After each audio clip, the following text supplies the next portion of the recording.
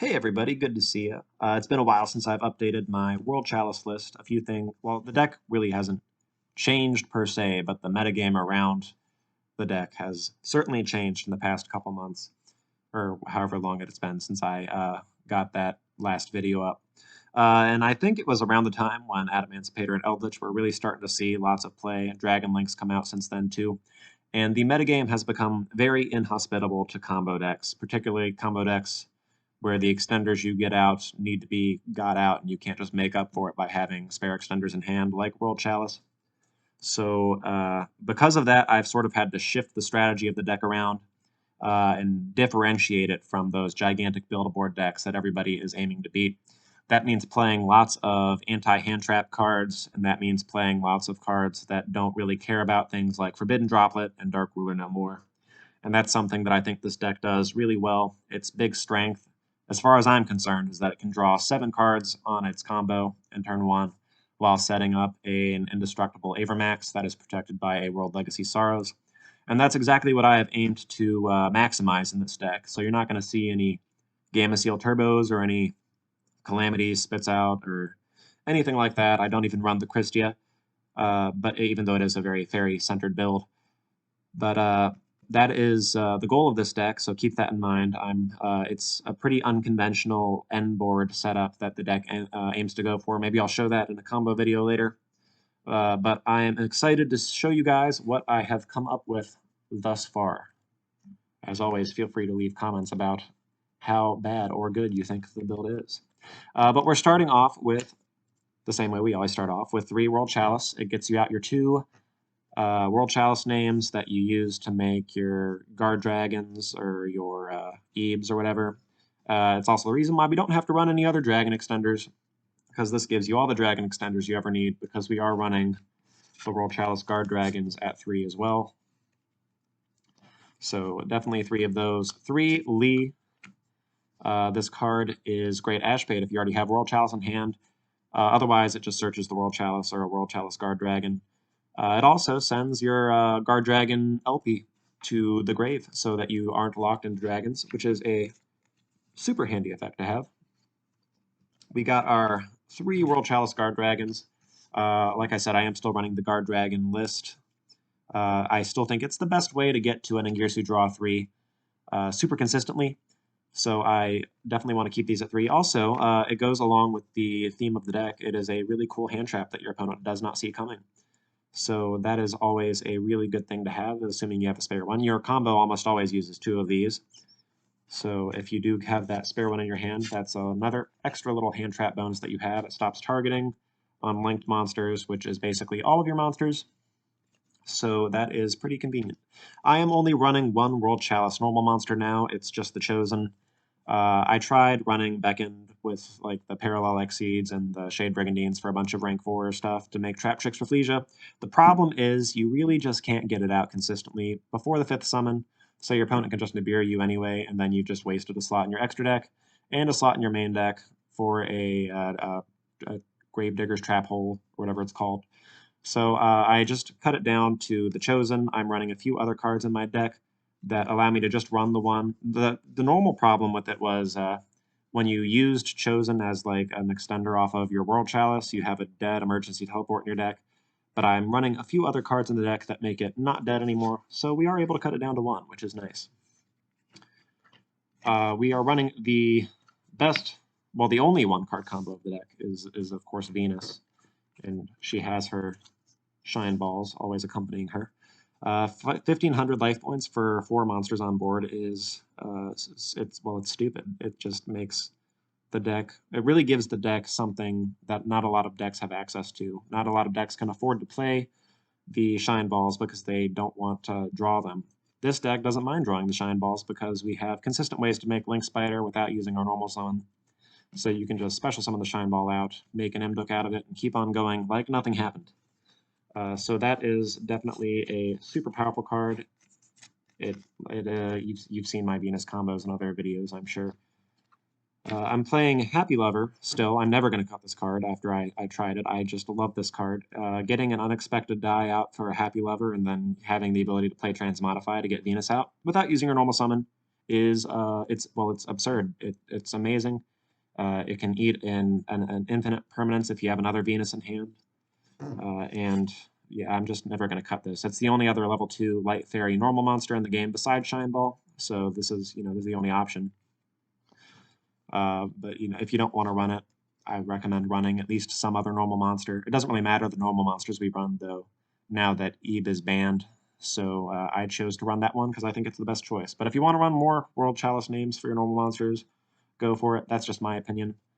I am running the Eva and the Lilybell for the Union Carrier combo. Some people run Wadapon. It's cool that you can special summon Wadapon off of your Saryuja. At least I think you can. But I don't see why you wouldn't run Trickstar Lilybell instead. It's a level 2 Light Fairy that you can transmodify into Venus, and it can attack your opponent's life points directly in time situations. This deck's combos take a long time, so if your opponent's playing another big combo deck and you're going into time, it's very handy to have a Trickstar Lilybell you can just summon onto the field and poke for game. So I just think Lilybell's better than Wadapon. But you can run whichever one you want. It doesn't really matter. Both have their uses. Onto the hand traps. I'm only running 2, really. I'm running Herald of Orange Light. This is our best stop to Nibiru. If you have an extender at hand with Venus, which is often, you can search this instead of searching the Lilybell, and you might have another Light Fairy in your hand. You can stop Nibiru. That's as good as I've got, unless you want to run like Prohibition or something, which you can do if you want. I've run Prohibition in the past, but it's like Called by the Grave. You draw it and it doesn't do anything for you. It just stops your opponent from playing a card. Only at least in Called by the Grave's case, you can react. With Prohibition, you have to guess and get lucky. But I still like Herald. Oh, and it's a level 2 Light Fairy. You can use Transmodify. That's another big reason I'm running it. I want to run as many level 2 Light Fairies as possible. The other hand trap I'm running now is Psyframe Gear Gamma, and of course we have the driver. This is particularly good right now with all those Numeron cards running around. You can just Psyframe Gear Gamma the Zexal, and your opponent will have to, well, it'll just lose their Zexal, nothing will happen, and we'll get a normal monster. And guess what you can make with a normal monster? Imduk, that's right. And then you just get a free Gamma to link off with whatever it is that you're making. It doesn't really matter. You can sacrifice it for a World Chalice, so it doesn't matter. But that is a really cool use for this card. Another particularly useful use, and the reason why I decided to put it in, Transmodify is the biggest hand trap bait in the planet, like that eats Ash every single time. And when you tribute for cost, you no longer have a monster on the field. So now you can turn your Transmodify into a Transmodify that gets you a Venus and a normal monster out in a Gamma, which is pretty cool. So that is a neat interaction the deck has with that card. I am also playing the Lambda in the extra deck so that it can be used as an interruption. We're playing 2 Parallel Exceed. You can run it at 3 if you want, but if you play the deck, you know that the World Chalice doesn't really have a problem with extenders. It has a problem with play starters. It needs as many play starters as possible. So I did want to minimize on this. It's not like I'm trying to make a particular rank 4 or anything. I have only links in the extra deck. So I just wanted to run the 2 on that to minimize on it. I definitely don't want to see more than one of those in my hand ever, to the point where I am willing to cut consistency on it. We're running the 1 Red Eyes Darkness Metal, Post-Errata. It is sad that we can't use him like 4 times in a turn, but we still use him to make an Imduk, and he still very consistently gets us to an Ngirsu draw 3, which is exactly what we want in this deck. And then we can use the Pisty later to make a Saryuja draw 4. So that is the route that I wanted to go, and the Guard Dragons help facilitate that better than the Needle Fiber combos, if you ask me. But I do think Needle Fiber is starting to become a bit better for the Build-A-Board decks. But like I said, this deck isn't necessarily building a board, it's building a hand. We're running 3 Transmodify. It's my favorite spell card in the deck because of the absurd amount of level 2 Light Fairies we have. Gosh, we have the 3 Shine Balls, the Lilybell, the Happy Lover, the 3 Heralds. What is that, like? I don't know. It's like 9 or 10. And the 3 Lees, of course. Yeah, we have all the level 2 Light Fairies we would ever need to make this. This is essentially 3 copies of Venus on the side in addition to our normal 3 copies. This basically counts as a level 2 Light Fairy as well, because you can just special summon Happy Lover with it and then get your Venus out without normal summoning. It is my favorite combo in the deck. If you can summon out your Chosen if you really wanted to. I just assume get the Happy Lover out of the deck and keep the emergency teleport able to summon Chosen so that you can get out your Lambdas in your hand. There's Emergency Teleport. It's basically the same thing as Unexpected Die, except you can use it later on if you draw it, which is often because it's a 1-of right now. And we have, of course, Monster Reborn and World Legacy Succession. This one's searchable and slightly restrictive. This one's just generically good, but can't be searched. Both have their uses. I really don't search this with Leeb, though, unless I've already drawn the Succession. But it is a handy card to have in your hand. Sometimes it can help you play through things, so that's good. We are playing, unfortunately, 3 Called by the Grave. There's just too many hand traps in the game right now. They're running around in every single deck. And Permanent still eats us up for breakfast unless we have a very specific hand that can play through it. But, there's not much I can do about that unless I have like a really good setup for a Guard Dragon in hand plus a normal extender plus Venus. But then you're getting into 3-card combos, and that's not very consistent. But we're still playing Called by the Grave because Ash is in almost every single deck. Effect Failures all over the place with the new Invoke stuff running around. Moonlit Chill, of course, is pretty popular still. And we have 2 Shade Brigandine. We're onto traps now, as you can see. Still 2 Shade Brigandine. Run 3 if you really want to see it a lot. I don't care about it too much because, it doesn't put a normal monster in grave, and that sort of can be annoying sometimes, and it is a hard once per turn, so I like it at 2. But I have played it at 3 in the past, and it didn't really matter that much. It just depends on how often you want to see it. I think that with Transmodify and the level 2 Light Fairies that I run, I have enough play starters where I could get away with 2. So that's what I play. And the best trap card in the deck, World Legacy Sorrows. This is what you use to protect your untargetable, indestructible Avermax for that one effect that they do have where it doesn't target or destroy, because most decks have some way of doing that. Hopefully it's not a Kaiju, because this can't really stop that. But it is a fantastic card for negating Forbidden Droplets and Dark Ruler No More. And a combo deck that searches out a counter trap. There's not that many of those. Most things rely on their monsters on the board. Like I said, the strength of this deck is that it doesn't do that. It relies on the cards you put in your hand.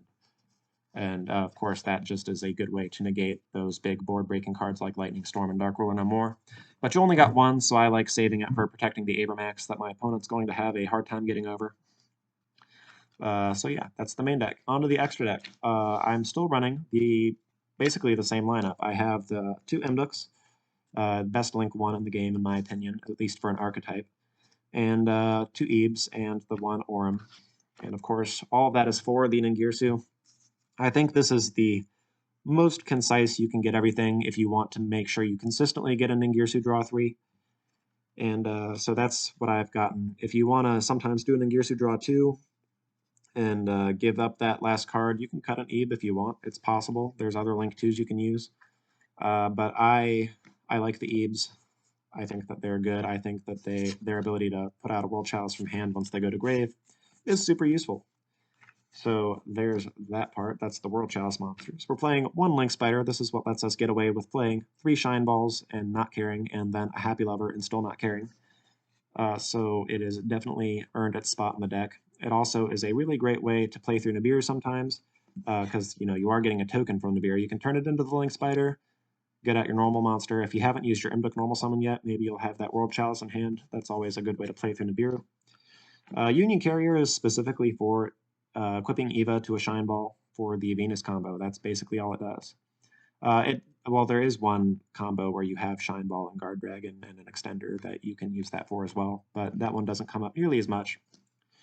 We're playing the 1 Lambda. This is what lets us turn our Psy-Frame Gear Gammas in our hand into interruptions when we're going first, so that's why I'm running it. It's not that difficult to get out in addition to your IP Masquerena and your lead, especially if you're willing to give up your Saryuja.